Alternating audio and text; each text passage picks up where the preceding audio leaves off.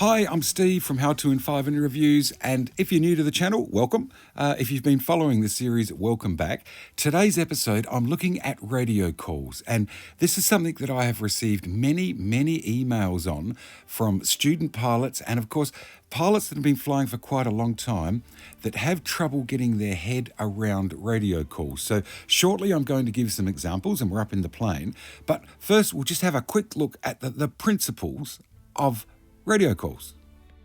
So you're in your aircraft, you're ready to make a radio call. Look, the first thing is to check that you're on the right channel. And as silly as that sounds, I've heard so many people make calls on the incorrect frequency. They've flown from one area to another area or an airfield to a CTAF to a multicom.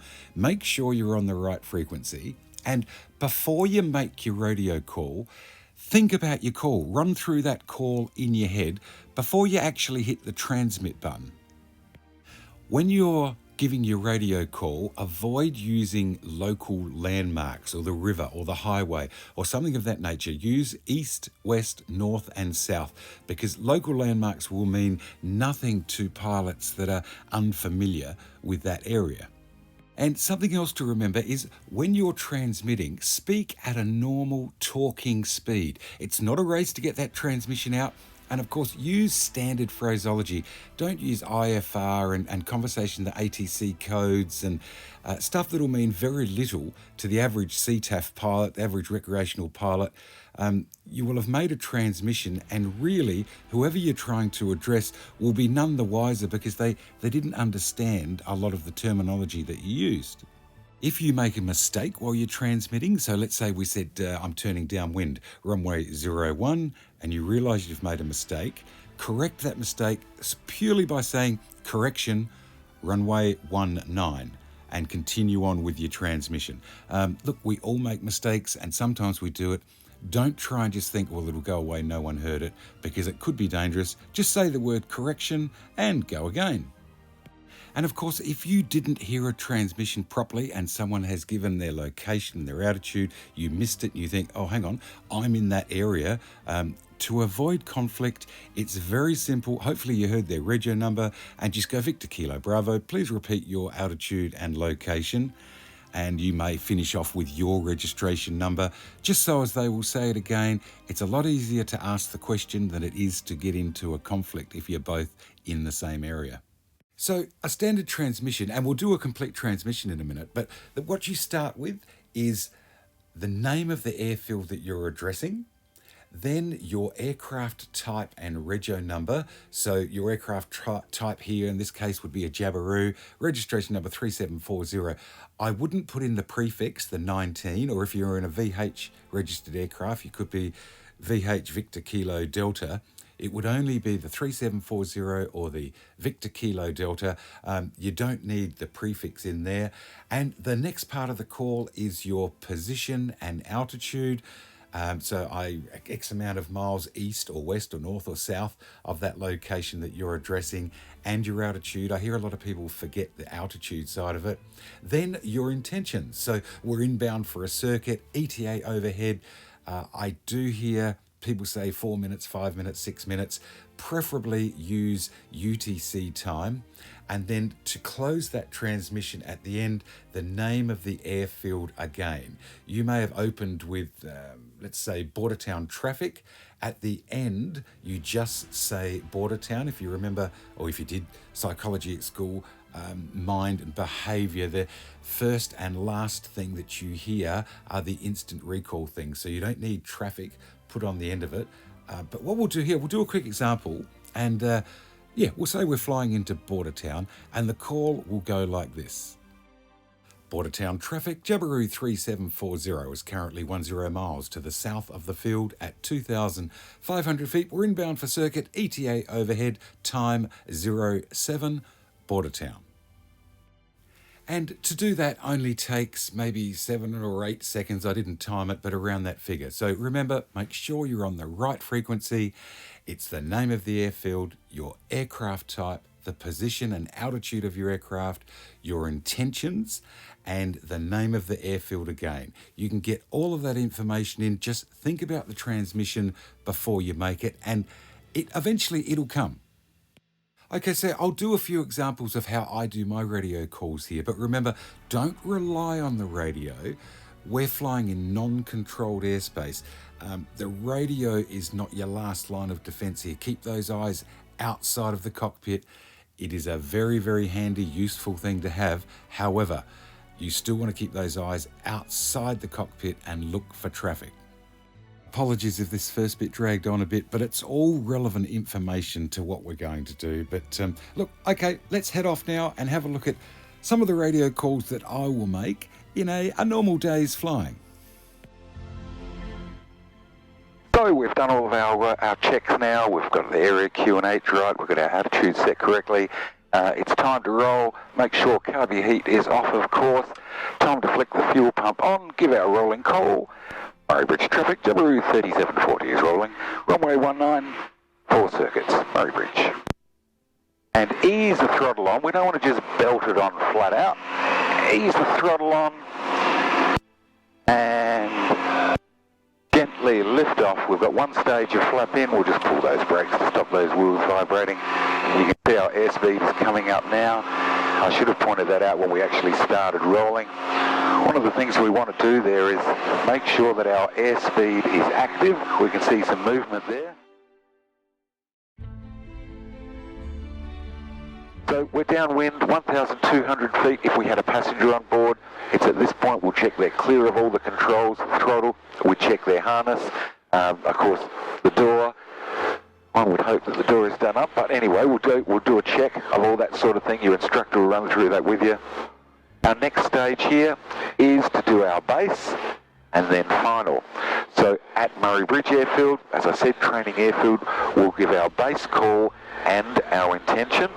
So it's at this point here I'll start to roll the throttle back a little bit, bring the noise back, pull on the carby heat. Remember, throttle comes back, carby heat comes on. We're starting to descend into our base. I give a call. Murray Bridge traffic, Jabiru 3740 is turning base. Runway 01 for a touch and go. Murray Bridge. We're turning base. Now we've had to have a quick look out to the right, and we want to continue that look out now to the right in case someone's doing a long final. And it's on this base leg that I'll slow the aircraft down.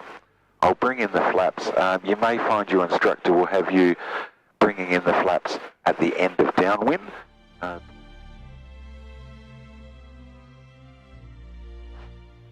So this time's a little different. What we're going to do is a mid-downwind join for runway 01 at Murray Bridge, because we have to fly over Rollo's airfield, which is 03 miles at this side of Murray Bridge Airfield. So it's a little bit trickier. We did our 10-mile inbound call, but I'm going to do another one now at 5, and it'll go roughly like this. Murray Bridge traffic, Jabiru 3740 is currently 05 miles to the west of the field at 2,200 feet. We're inbound to the circuit with the intention of joining on a mid-downwind 01, and Rollo's traffic 3740 will be overflying at 2,000 feet. Murray Bridge. So what we've done there is we've let the people at Rollo's airfield know we'll be overflying at 2,000 feet, so anyone that's in circuit at Rollo's knows there is an aircraft about to go over. We didn't give an ETA inbound, we did that at our 10-mile call when we were coming in. Rollo's airfield is now beneath us, and we need to join. We can see Murray Bridge Airfield. Well, hopefully you can see Murray Bridge Airfield out there in front of us. We're joining mid-downwind, so we're at 90 degrees to it. But we don't join the circuit at 90 degrees. Now we're at 2,000 feet here.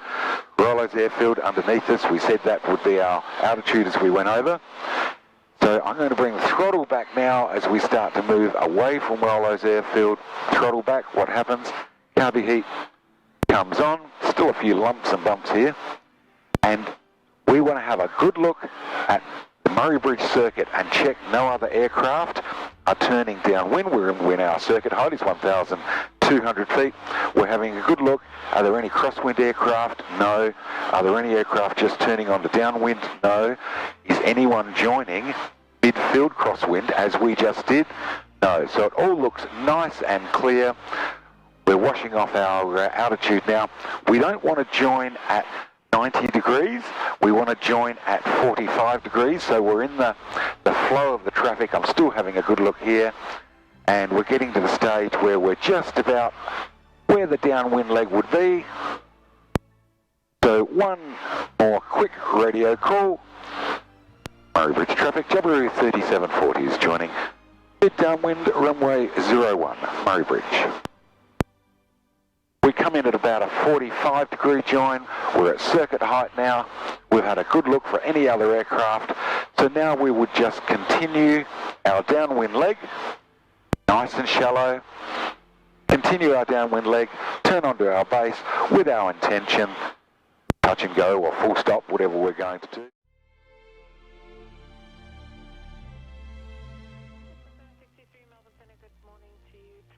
So in this case here, we're flying along. I'm tracking to Murray Bridge. Murray Bridge is a distance of 24 nautical miles away, but directly in line with my route is a military zone, and you can see it there on the map. In fact, I might do an exploded view of that. And I want to fly through that military zone. Well, when I say through it, I have to get air traffic clearance. Now, I'm not in a multicom area. There's no airfields within 10 mile of me, so I'm on area frequency, which in this case happens to be 125.3. I'll have to change that shortly when I get over to the Murray Bridge CTAF. But I want to get through that military zone without having to divert around the military zone.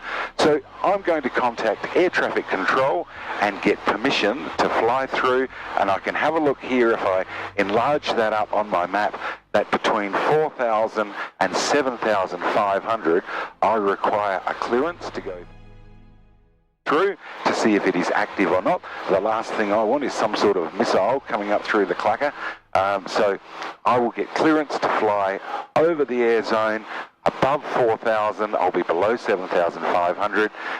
So what I need to do is contact air traffic control, and the radio call will go something like this.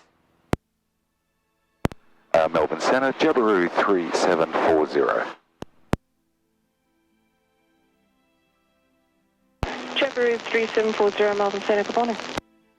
Good morning, Jabiru 3740, request status of Romeo 290 Bravo, Murray Bridge. Jabiru 3740, Romeo 290 Bravo is not active. 290 Bravo not active, 3740, cheers. Good morning. So what we've done there, and we'll just turn that down, there's other commercial aircraft on there. Good morning. So what we've done is we've got in contact with Melbourne Centre. I have asked whether 290 Bravo, so that's between 4,000 and 7,500. I've asked to see if it is active. She has now told me not active. I have repeated that back to her that I have received it. 3740 has received not active. And that's it. My radio call is done. I know I can now fly through that area without getting, as I said, some sort of missile or a bit of stray fire. It is an active Army range, so they are there practicing all the time, constant bangs and things going off. If you're at ground level, you can hear that. So that's all that's involved. The people at Air Traffic Control, a lot of pilots are scared to talk to them in this class of flying, but really they're not big, bad, scary people. They're there doing a job, and if we didn't talk to them, you know, well, we could get in all sorts of trouble, of course, flying through, but they're not scary people. They're there doing a job, and they're quite happy to tell you, just follow the correct procedure. You don't want to get on there talking about what your cat did this morning or the dog did or something like that. They have to do their job, and there's a lot of commercial aircraft up flying that don't want to hear any idle chatter. But that's how the sequence works. It's pretty straightforward.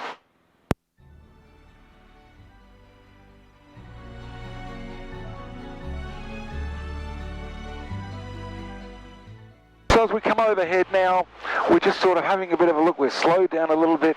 We can see the airfield down here to our right-hand side. We're at 1,800 feet. We're not allowed to be below 1,700. As we said, 500 feet above the circuit height. I can see that it's a 01 01 runway, and we have heard other aircraft taking off at 01. So what we're going to do now is descend on the dead side of 01, so that's the non-active side. So we'll make a quick radio call. Murray Bridge traffic, Jabiru 3740 is overhead the field, 1,700 feet. We're descending on the dead side of 01 for a midfield crosswind join. Murray Bridge. So other aircraft, those that are in circuit, and maybe any others, it's a little bit bumpy. Hopefully the camera takes a lot of that out. Other aircraft that are in circuit or others that may be coming in know that we're on the dead side of runway 01. We're descending now. We cannot cross that runway until we're at circuit height, eyes outside the aircraft.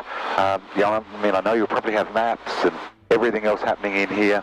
We don't need to be focusing on that. We've still got our carby heat on. At this point here, I'll flick on my electric fuel pump. So we've come right out now, dead side of runway 01. We're descending. We're having a good look around. And I've mentioned in the circuit video that we did, I'll turn that carby heat off now because I'm going to apply a bit of power. I mentioned in that circuit video that we did, this is the spot where there's lots of aircraft. So here we are, runway in front of us. We want to be midfield because that's the next radio call that we're going to give. We want to be at 1,200 feet and we're going to be about just right on that. So we're joining midfield now, so I'll give another radio call. Murray Bridge traffic, Jabiru 3740 is joining midfield crosswind, runway 01, Murray Bridge. So we're coming across the runway, so now what we have to do, of course, the runway's directly under us. We're midfield, we're at 1,200 feet, or the circuit height. What we have to do is keep a good look out now for other aircraft that are on downwind. Now, I haven't heard anyone on the downwind leg, but that doesn't mean there's no one there. We're now going to turn downwind. All looks pretty good. Something I'll just throw in here, I don't fly that far from an international airport here in South Australia, and that airport has an ATIS system, and that's an automatic terminal information service, which is a recorded loop that's updated every half hour or 15 minutes or something like that. And a lot of that info isn't relevant to you. However, there are things that are relevant, and that is it will give you the wind direction and speed, the current temperature, and also the area QNH. And these are things that you may want to just check with your barometric on your altimeter, and just to say, oh, well, has the wind changed since I took off 2 hours ago? Or you may have flown away and you've come back and there's been a pressure change. I'll just let you listen to what it sounds like. Sorry about the quality of it. That's not terrific, but this is what it's like. Time 0043. Adelaide Terminal Information Uniform. Runway 23 and runway 12 for arrival. Runway 23 for departures. Rescue and firefighting services reduced to Category 7. Wind 230 degrees, 8 knots. Maximum tailwind 4 knots. Runway 12. Cab OK. Temperature 20. QNH 1013.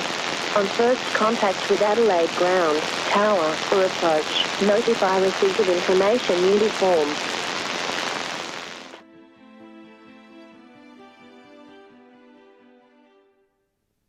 So we're late downwind now, and I'll just give another quick radio call. Murray Bridge traffic, Jabiru 3740 is late downwind to runway 19. Currently 1,300 feet on climb to 3,500 feet, departing the circuit and tracking to the east. Murray Bridge. So therefore, anyone else that's in the circuit or maybe approaching circuit knows just what we're doing, what we're up to.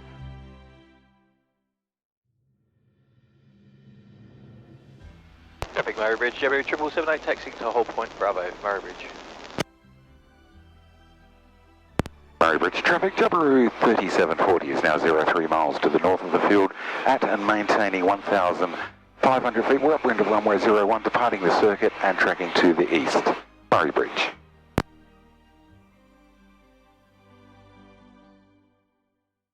Settle, stick back, bring that nose up so our main wheels are on now, and the stick all the way back, and the nose of the aircraft will just gently settle onto the deck.